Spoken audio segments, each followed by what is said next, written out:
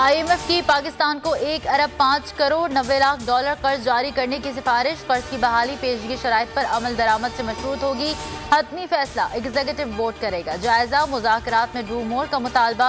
Tax छूट खत्म करने की तजवीज़। स्टेट बैंक की खुद मुख्तारी बढ़ाने का मुतालबा भी दोहरा दिया। IMF के मुताबिक महंगाई और करंट अकाउंट खसारे में मजीद इजाफे का खदशा है।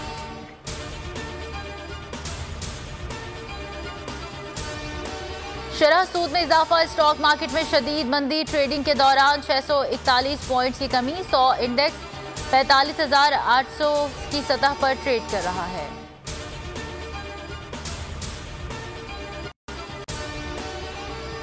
रुपए की कदर में इजाफा। डॉलर के नर्ख घट गए। इंटरबैंक में अमरीकी करेंसी 2 रुपए 19 पैसे सस्ती। डॉलर 175 से कम होकर 173 रुपए का हो गया।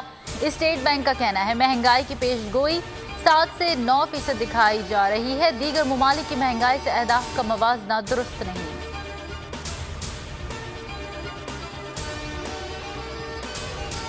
मरियम नवाज की तरफ से 16वें इल्तवा की दरख्वास्त। दूसरी तरफ अदालतों और अफवाज पाकिस्तान के खिलाफ मुनज़्ज़म मुहिम जारी वसारी।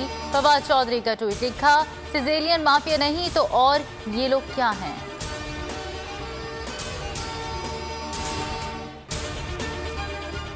मेरे खिलाफ मुनज़्ज़म मुहिम चलाई जा रही है। फैब्रिकेटेड ऑडियो मंसूख की गई। साबिक चीफ जस्टिस साकिब निसार ने क्लिप जाली करार दे दिया। कहा कानूनी चाराजोई का कोई इरादा नहीं। साकिब निसार से मंसूब ऑडियो में कहा गया था कि इमरान खान की जगह बनाने के लिए नवाज शरीफ और मरियम नवाज को सजा देना होगी।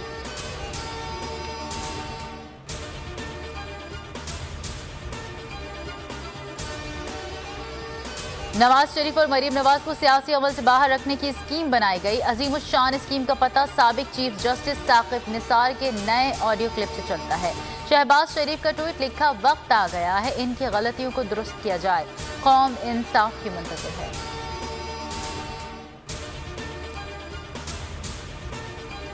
जहर आलूद फजा में सांस लेना दुश्वार। लाहौर आज भी आलूदा तरीन शहरों में सरे फहरिस्त। कराची का नंबर 5वां। बहावलपुर, गुजरावाला, साहिवाल और मुल्तान में भी सूरत हाल खराब। एयर क्वालिटी इंडेक्स में दिल्ली दूसरे, कोलकाता तीसरे और ढाका चौथे नंबर पर।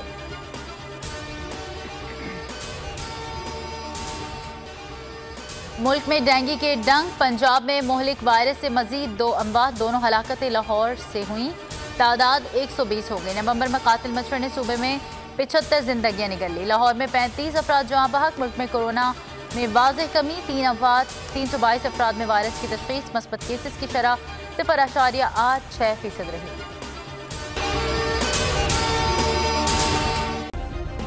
सब्सक्राइब करें और बेल दबाएं ताकि कोई खबर रह न जाए।